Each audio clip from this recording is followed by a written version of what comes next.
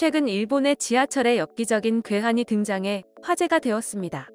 이 괴한은 도쿄도 중후시를 주행하고 있던 열차 안에서 발견되었는데요. 괴한이 휘두른 의식을 잃고 중태에 빠진 60대 남성 피해자가 발생했으며 그 외에도 17명이 부상을 입은 것으로 알려졌습니다. 이렇게 여러 사람에게 휘둘러 피해를 입혔지만 범인은 여기에서 그치지 않고 기름을 붓고 불을 붙여 더 많은 인명피해를 일으키기 위해 노력했는데요. 사람들이 이리저리 뛰어다니며 비명을 지르는 혼란한 상황에서도 감정적인 동요는 전혀 보이지 않고 태연하게 담배를 피우는 행동을 보여 충격을 더했습니다. 이 괴한의 특이한 점은 영화 조커의 주인공을 코스프레하고 있었다는 점인데요. 경찰에 붙잡힌 후 영화 속 악당 캐릭터처럼 자신도 많은 사람들을 고 당하고 싶었다고 말한 것이 알려지면서 전 세계 네티즌들에게 충격을 주었습니다. 오늘은 이 사건에 대해 한국과 일본, 외국의 네티즌들은 각각 어떤 생각을 하고 있는지 다양한 반응을 함께 알아보겠습니다.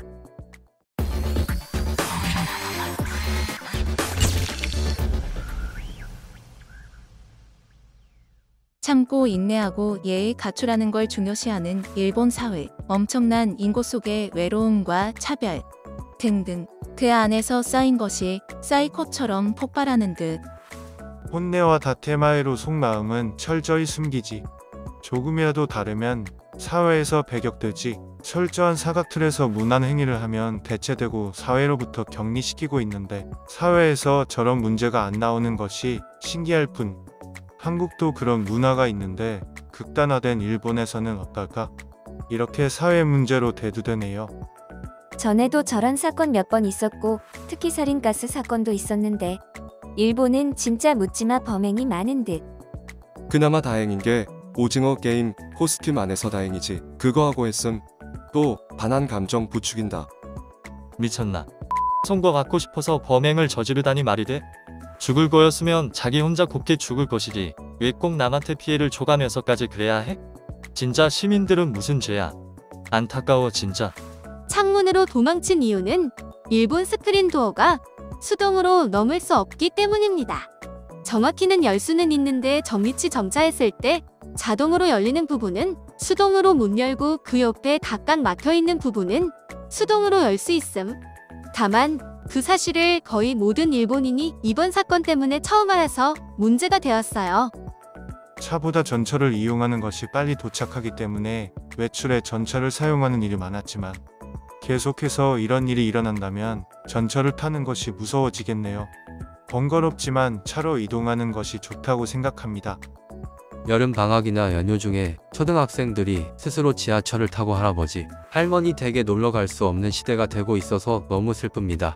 현재 40대 아저씨는 어렸을 때 전철을 좋아했고 형제들끼리 전철을 타고 움직일 수 있을 만큼 안전했는데 그 시절에는 더 어린아이도 6학년 정도 되는 언니 오빠와 함께라면 안전했었습니다.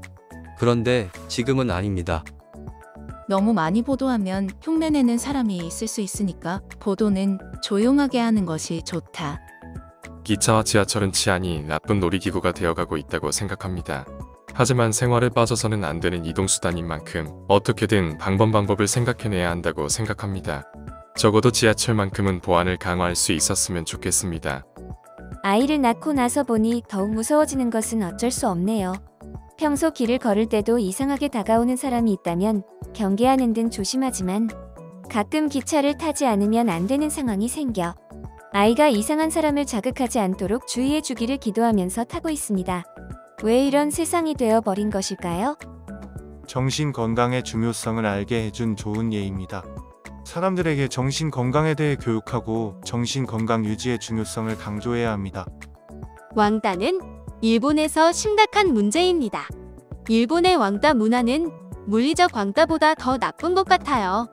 일본어에는 심한 모욕이나 욕설이 포함되어 있지 않지만 사람들을 괴롭히는 방식은 너무 해롭고 심리적으로 치료하기가 더 어렵습니다.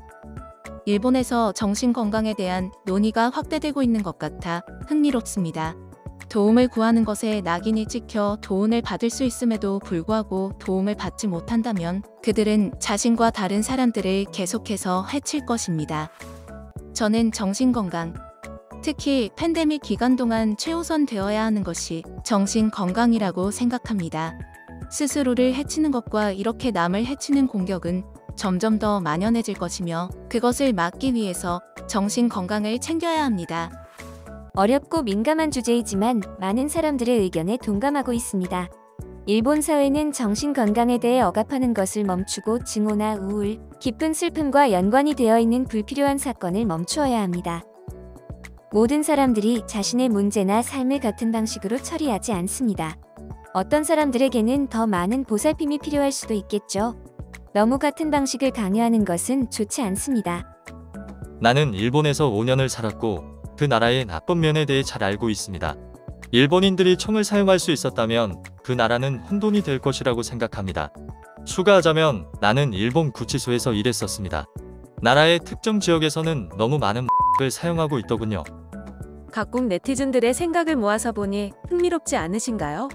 개인적으로 이러한 의견을 종합해보면서 흥미로웠던 점은 일본을 제외하고 한국이나 외국에서는 이 사건의 이유에 대해 정확하게 알고 있었다는 점이었습니다.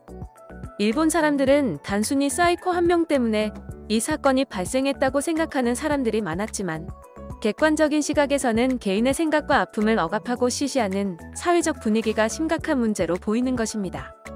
자신의 성향을 제대로 표출하지 못하고 그저 일반적이지 못하다는 이유로 억압당하고 무시당하며 외면당하다 보니 안 좋은 쪽으로 표출되는 것 같다는 생각이 드는데요. 여러분의 생각은 어떠신가요? 댓글로 여러분의 생각을 이야기해주세요. 여기까지 명리씨였습니다. 다음에는 더 좋은 영상으로 찾아뵙겠습니다.